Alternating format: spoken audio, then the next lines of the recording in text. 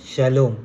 Let us surrender to the Lord and let us meditate this Sunday upon the Lord and the good works that the Lord is doing in our life.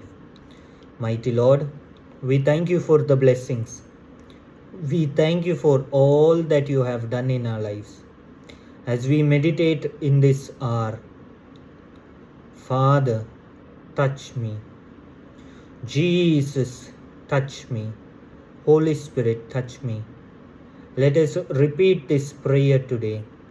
Let us move deeper in the presence of God.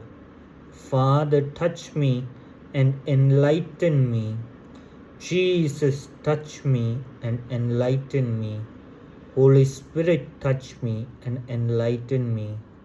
Father, touch me and enlighten me. Jesus, touch me and enlighten me. Holy Spirit, touch me and enlighten me. Let us make one more prayer to the Lord. Father, fill me with your grace. Jesus, fill me with your grace. Holy Spirit, fill me with your grace. If you have made this prayer, the Lord is with you mightily. Let us meditate upon the word of God and on this face throughout our day. Shalom.